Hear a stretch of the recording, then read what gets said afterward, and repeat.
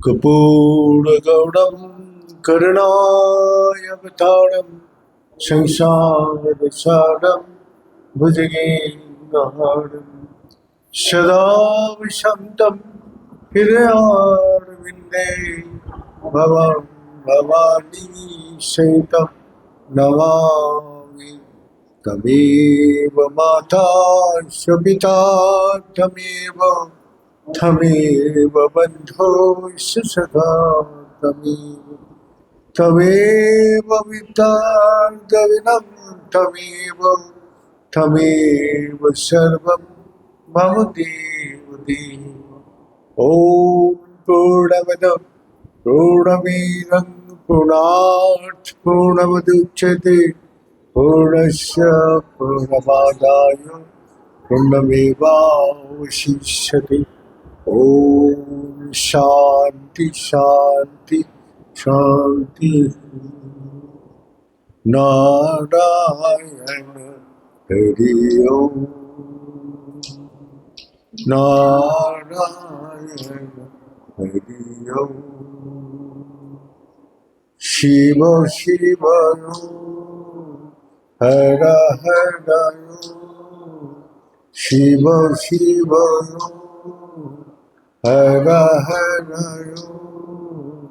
नारायण हरि ओम नारायण हरि ओम। परमात्मा अंतर्यामी परमात्मा अंतर्यामी परमात्मा अंतर्यामी परमात्मा अंतर्यामी नारायण हरि ओम नारायण हरि ओम। शिव शिव हर हर शिव शिव हर हर नारायण हरि ओम नारायण हरि ओम नारायण हरि ओम।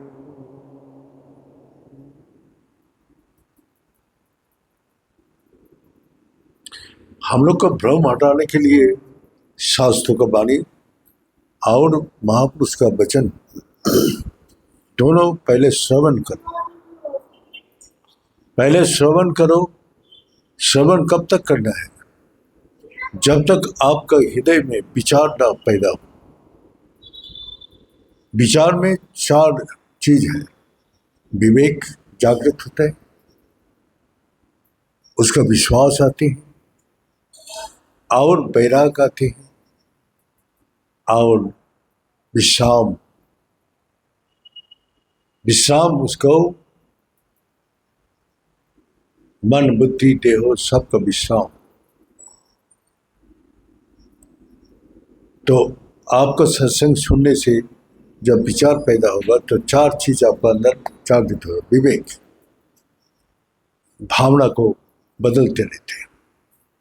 जैसे हमने शास्त्र में पढ़ते हैं, माता बोलते हैं मैं सर्व स्वरूपे सर्व शक्ति समन्विते। ये जो सारी संसार दिखाई दे रहा है ये मेरा ही स्वरूप है और जितना भी रूप दिखाई दे रहे सब मैं ही और सर्व शक्ति समन्विते और सब में मेरा ही शक्ति है और दूसरा किसी का नहीं है। जैसा हम अपना बच्चा अपना माँ को माँ बोलते हैं, हा? उसका भाई उसको बहन बोलते हैं, उसका हस्बैंड उसको वाइफ बोलते हैं, उसको मम्मी पापा उसको बेटी बोलते हैं, उसका दादा परदादा ये लोग अपना उसे नाती पोती सब बोलते रहते हैं। तो आप बताइए एक ही आत्मा को कितना रूप से एक परिवार में देख रहे, वही बच्चा उसको माँ करके उसके साथ संबंध है, उसका भावना है ये मेरा माँ है। भाई लोग देखते ये मेरा बहन है? भावना सबको बदल गया। सब उसको माँ रूप से क्यों नहीं देख पाते? क्योंकि उसका भावना जैसे है उसी प्रकार देखते हैं। हस्बैंड उसको वाइफ देखते हैं, ये मेरा सौधर्मिणी है। ये माँ पिता देखते हैं जो ये मेरा बेटी है। तो एक ही आत्मा का कितना रूप ले लिया। एक ही आत्मा को हमने यही देह को कोई माँ बोल रहे, कोई भाई बहन बोल रहे, कोई अपना वाइफ बोल रहे, कोई अपना बेटी बोल रहे, कोई उसका पोती बोल रहे, कोई कुछ भी। तो इसी प्रकार कोई उसका नाम, उसका दोस्त लोग उसका नाम से पुकारते। तो आप बताइए, जब आप भगवान का इतना रूप है तो आप किसी भी रूप में उसको भजना कीजिए, एक ही जगह जाके पूछते हैं, अलग अलग नहीं है। एकम आदित्यम, वो एक ही है, दूसरा कोई नहीं है। और एक बहुत सा, एक से बहुत रूप धारण कर लिया।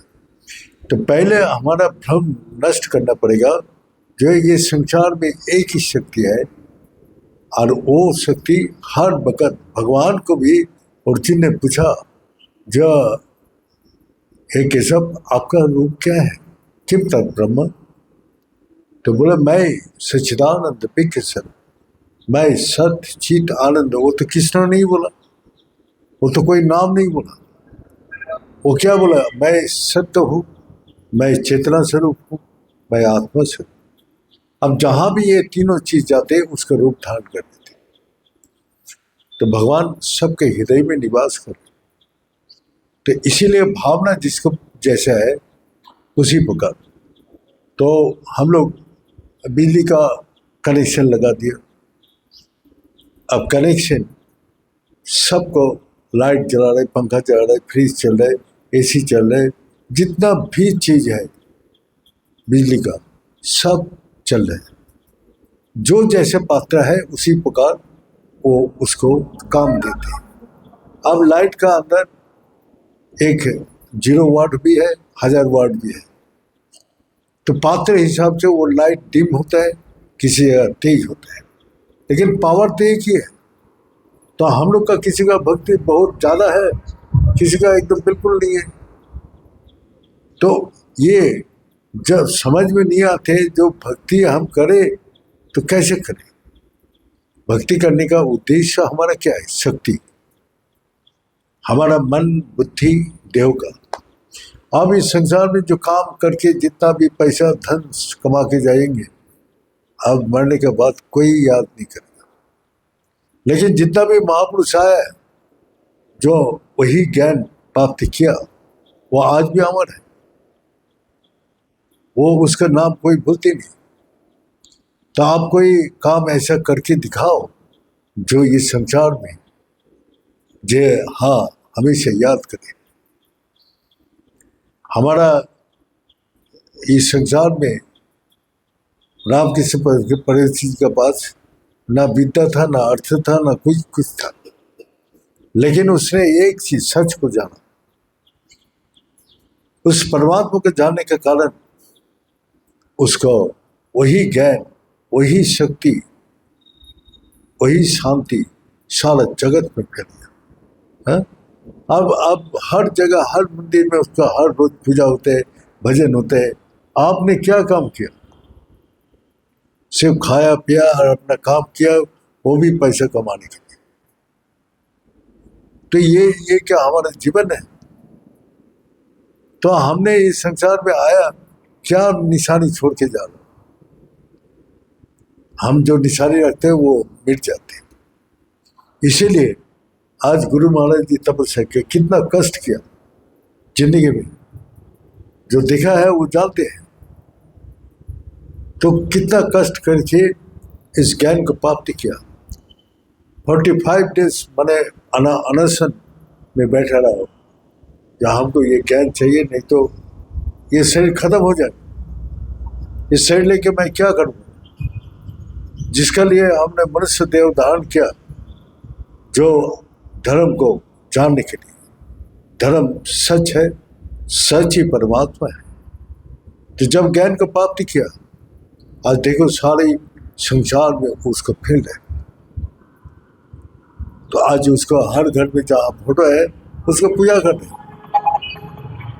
तो हमको भी श्रद्धा का पात्र और प्यार का पात्र बनेगा तो वो गुरुजी से जो हमारा प्यार है वो निस्वार्थ प्यार है। संसार का प्यार है, उसमें दुखी होता है, उसमें कष्ट होता है, उसमें कितना प्रकार विकार पैदा करते हैं। उस संसार का प्यार सबको चोट खाते हैं, तो दुखी होते हैं सब। तो इसीलिए ये प्यार स्वार्थ का प्यार होता है, इसीलिए उसको। तो इसीलिए हमने बोल रहे हैं जो आपको सच्चाई प्यार तो परमात्मा से है। तो मीराबाई ने कृष्ण जी को प्यार किया कि उसका बाल्यकाल का यह है, वो दादाजी के साथ घूम रहे थे। तो दादाजी के साथ घूमते हुए एक शादी करके जा रहे थे वो पालकी में। तो मीराबाई ने बचपन में पूछा, दादाजी मेरा स्वामी कौन होगा? बोले किशन जी होगा तेरा था। बस वो बचपन से ही उसको पकड़ के बैठे हैं। उसके बाद उसने राजा उदय सिंह से शादी हुआ। राजा था और रानी बन के गया, लेकिन उदय सिंह को दिखा दिया, देख मेरा स्वरूप क्या है। तो देखा माता दुर्गा का रूप धारण करके बैठे, सर्वशक्ति जिसमें समा हुआ है। उदय सिंह उसको प्रणाम करके चला गया। बोला मैं जो काम करूंगा उसमें बाधा नहीं देना, जो दिन बाधा देगा मैं छोड़ के चला गया। वो किशन जी का मंदिर बनाया और वहाँ अपना पूजा पाठ अपना सारी दिन रात वहाँ पड़ा रहता था। जो राज सुख उसने भोगा नहीं, उसने क्या, उसका स्वामी वो किशन जी। स्वामी माने मालिक, ये हमारा मालिक है और हम उसको सेवक दास हूँ। मैं मालिक का माली हूँ और सब तो हम लोग संसार में मालिक बन के बैठे, सब धन संपत्ति मकान का मालिक।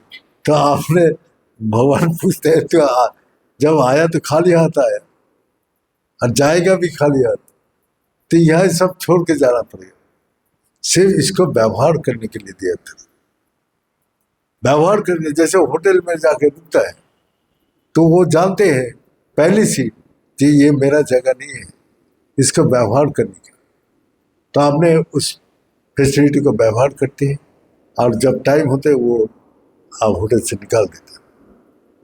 तो इसीलिए वहाँ किसी से कोई रिश्ता नहीं बनाने जाती। हमारा उद्देश्य है जो इस संसार में आया है, मैं खाली हाथ, भगवान ने मेरा प्राप्त कर्म के अनुसार ये सब चीज दिया है, इसका सद व्यवहार करो। सत माने परमात्मा का, परमात्मा को सोच के व्यवहार करो। हमने परमात्मा को छोड़ के मैं हो गया, जो मेरा है मेरा है मेरा है, और मेरा से अहंकार पैदा हो रहे और मेरा ही सब कष्ट का, दुख का, अशांति का मूल कारण है। तो मेरा को खत्म कर दो। गुरु नानक देव तेरा सब कुछ तेरा है, तेरा में सारी संसार को चला दिया। लेकिन हम तो उसका आदर्श को नहीं लेते, लेकिन उसने जो कर्म करके किया आज वो सबका पूज्य है, वो अमर हो गया। तो यही अमृत पान क्या है, जो परमात्मा के साथ जोड़ना ही अमृत पान है। वो हमेशा हमेशा के लिए आपको अमर बना दिया। इसीलिए बोला अशोक तो मां सच गवायो, जो झूठ से सच में, सच को पकड़ो, झूठ को छोड़ो, सच को पकड़ो, तभी क्षमा ज्योति गवाए। जो अंधकार जब आते तो कुछ नहीं कर पाते, तो लाइट जलाओ तभी तुमको सब दिखाई देगा। तो इसी प्रकार बोल रहे मीतक माँ मृत कमाय, और जो है ये मृत्युलोक है, यहाँ अमृत पान करने के लिए आया है। जो सच के साथ अपने को जोड़ पाएगा वो अमर हो गया। लेकिन आपको इतना टाइम निकल गया तो आप क्या कर सकते हैं? जब आपका जोश था, होश था, ताकत था, तब किया ही नहीं। अब मनोबल कमजोर हो गया, शरीर कमजोर हो गया, अपना बुद्धि इतना तेज होना चाहिए, वो संसार को बस में आके, संसार को नौकर बन के, मन का नौकर बन के, इच्छा का नौकर बन के भाई चल रहा है। सभी दुनिया तो इच्छा का दास है।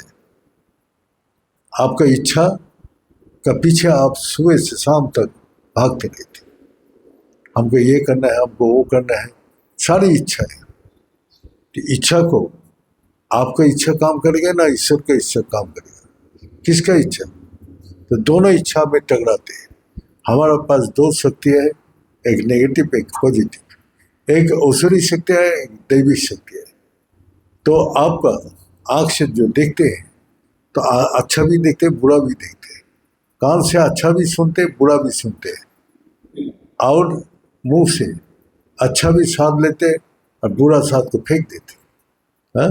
घ्राण है सुगंध और दुर्गंध, तो जो सुगंध आते हैं वो लेते हैं और दुर्गंध को फेंक देते हैं। इसी प्रकार आपको त्वचा जब गर्म लगते है तो हवा पंखा के नीचे आके बैठती है। तो हर चीज दो प्रकार, आप आँख से अच्छा भी देख सकते, बुरा। तो श्री कृष्ण भगवान युधिष्ठिर महाराज और दुर्योधन को बुलाया। युधिष्ठिर महाराज से बोलते एक बदमाश आदमी को चाहिए, ले आओ हमारे पास। और दुर्योधन को बोला एक अच्छा आदमी को ले आओ। दोनों यहाँ खाली आता है। तो दुर्योधन को पूछा एक अच्छा आदमी नहीं मिला। युधिष्ठिर उसके सामने खड़ा है, जानते हैं ये सच का प्रतीक है। जो युधिष्ठिर का अर्थ है जो सब में जो स्थिर है वो युधिष्ठिर है। तो ये है, और उसको सब दिखाई रहे बदमाश, क्योंकि उसका अंदर भावना वही है, उसको इच्छा ही वैसे है जो हर चीज को नेगेटिव सोचते हैं। हमारा बुद्धि में भी वही है, एक नेगेटिव और पॉजिटिव हमेशा चलते हैं। हाँ, जो अच्छा लगता है वो ले लेते हैं और जो अच्छा नहीं लगता है उसको छोड़ देते हैं। तो अच्छा और बुरा को पता कब चलेगा? जो चीज आपको शांति, आनंद, सुख हमेशा का लिए देगा वो अच्छा है, और जो चीज आपको दुख देते हैं, कष्ट देते हैं, वो आपको औसरिक शक्ति है। जो पहले तो आपको सुख देगा वही बाद में दुख देते हैं, वही कष्ट देते हैं। तो इसीलिए भावना से सारी जगत को देख रहे हैं। युधिष्ठिर अपने भावना से देख रहे हैं सब अच्छा है। तो भगवान को बोला, जो युधिष्ठिर को पूछा एक बुरा आदमी नहीं मिला, दुर्योधन तो उसके सामने ही था। बोले नहीं, सभी भगवान का कुछ न कुछ काम में सभी लगा हुआ है, सब भगवान का स्वरूप है, वो सब में देख रहे, सर्व स्वरूपे सर्वशक्ति समानित, सब में उसको समा हुआ है, वो दिखाई दे रहे हैं। और दुर्योधन का अपने भावना से देख रहे सभी बदमाश है। तो आपका भावना जादेशी भावना जस सिद्धि तादेशी, जिस प्रकार आपका भावना है उसी प्रकार ये दुनिया को देखते हैं। हमको कलकत्ता में एक पूछा, जो आप मंदिर मठ क्या बनाने का क्या जरूरत है? उसने ये सवाल किया। जो मंदिर बनाने से इससे अच्छा है जो, वो बोलते जीव को सेवा करे वही ईश्वर को सेवा है। हमारा जीव का सेवा कैसे करेंगे आप? आपको भिखारी कोई आ गया मांगने के लिए, आप अपना डाइनिंग हॉल में बिठा के उसका पैर धुला के ईश्वर ज्ञान से उसका सेवा कर सकते हैं? आप तो भिखारी है, 10 रुपया दे दिया, 100 रुपया दे दिया, क्या क्या अपने दया किया। ये भिखारी का बेस, भगवान भिखारी का बेस में आप कैसे सेवा करेंगे? अब बताइए, आप जीव का सेवा कैसे करेंगे? ईश्वर ज्ञान से जीव का सेवा कैसे करेंगे? वो उत्तर नहीं दे पा रहे। सब में क्या आपको भगवान दिखाई देते? जो दिन ईश्वर ज्ञान हो जाएगा वो दिन सबको सेवा आप कर सकते हैं। वो ईश्वर ज्ञान तो हुआ ही नहीं, लेकिन आप वही भावना से जीव को सेवा कर रहे, तो क्या हुआ? समाज को कमजोर बना दिया। भिखारी को भिखारी दे दे के उसको लालच बना दिया। और लालच के क्या होते? वो बोलते अरे भिक्षा मांगने से मिल जाते, काम करने का क्या जरूरत है? तो समाज को और कमजोर बना दिया। और हमारा क्या, हम जीव सेवा कैसे करते हैं?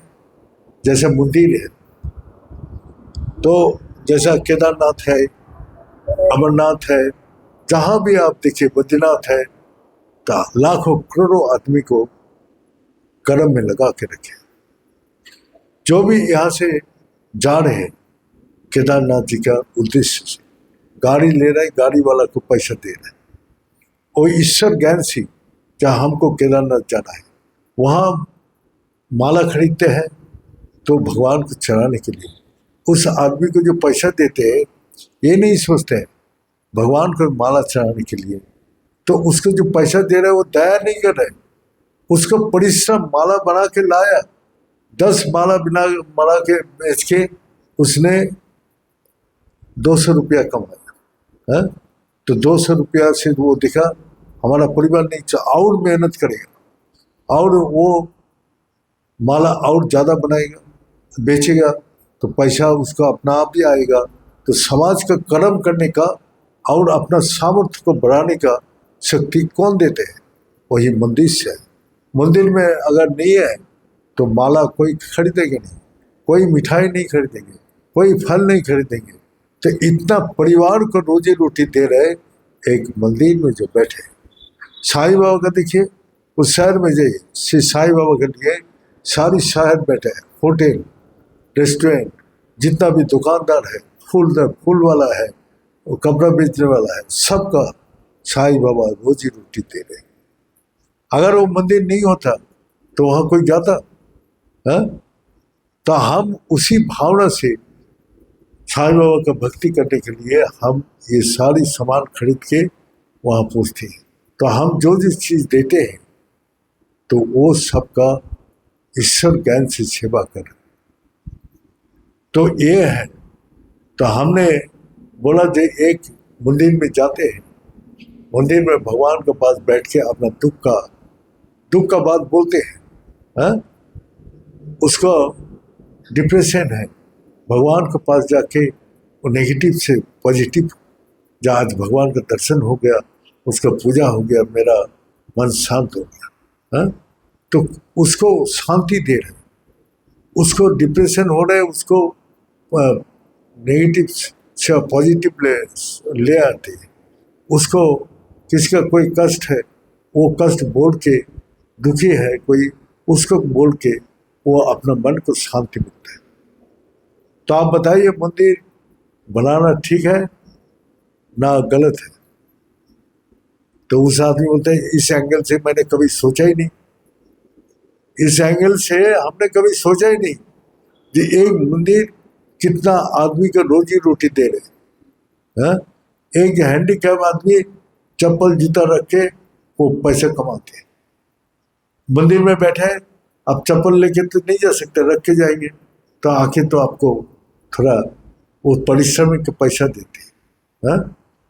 तो वहाँ भी जो लाचार है वो भी अपना पैसा कमा रहे, उसको ड्यूटी कर रहे, कर्म कर रहे। तो कर्म मुखी करने के लिए आपका अंदर वो भावना को पैदा कर रही एक मंदिर, समाज को कर्म करने के लिए। उसके बाद वो निष्काम कर्म, जिस कर्म का पीछे कोई स्वार्थ नहीं है। और हम लोग सेवा का समिति खुलता है, वो अपना स्वार्थ को, जो इतना सामान आते हैं तो वो अपना सामान गरीब लोग को दिखा देते, इतना बांटते, सब अपना लेके चला जाते। तो वो लालच, वो स्वार्थ के पीछे वो सोसाइटी बनते हैं। और ये चीज है जो निस्वार्थ रूप से जो सेवा करते हैं वो सेवा ईश्वर का सेवा होते हैं, और जो स्वार्थ का सेवा होते हैं वो अपना होते हैं।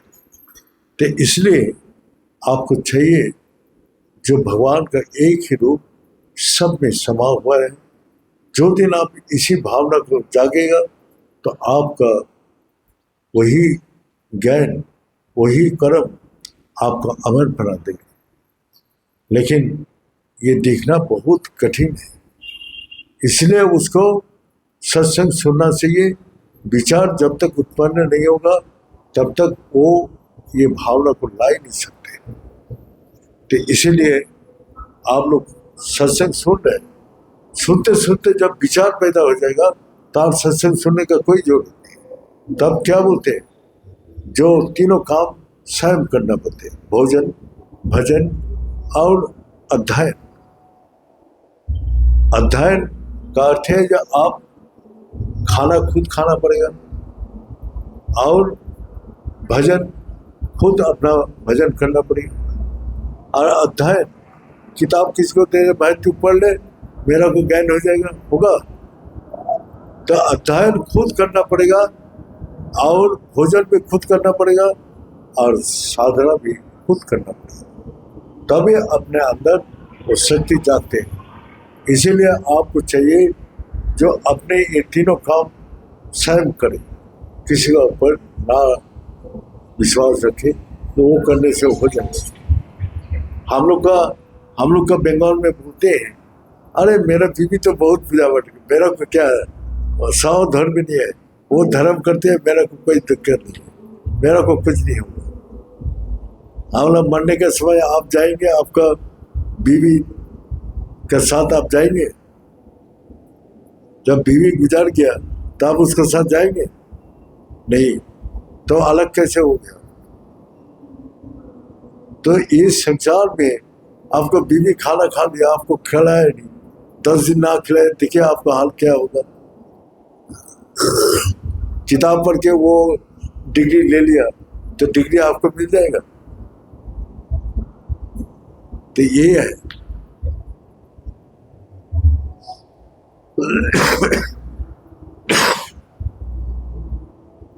तो इसलिए सत्संग सुनो, सुनने के बाद उसका मनन करो, फिर उसको प्रैक्टिकल लाइफ में निधिध्यासन साधना करो।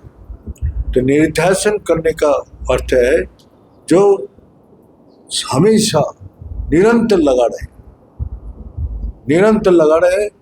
आप मन का इच्छा के पीछे मत भागे, भगवान का जो इच्छा है वो आपके सामने आएगा, वो आपका अंदर से प्रेरणा देगा, और वो काम कीजिए, आपका जीवन हमेशा के लिए सफल हो जाएगा। ये बोल के आज समाप्त करता हूँ। ओम पूर्णमद पूर्णमिदं पूर्णात् पूर्णमुदच्यते पूर्णस्य पूर्णमादाय पूर्णमेवावशिष्यते। ओम शांति शांति शांति। बड़े सच्चे दरबार की, बड़े सदगुरु भगवान की, बड़े शंकर भगवान की, बड़े माता जगदम्बे की, बड़े भक्त बिंदों की, बड़े संत बिंदों की, बड़े सनातन धर्म की, बड़े धर्म की, अधर्म का, प्राणियों में विश्व का। हर हर महादेव। ओम पूर्णाय पुण्यरूपाय पूर्णानंद प्रदायिने संसार सागर तरतराय संभवाय नमो नमः।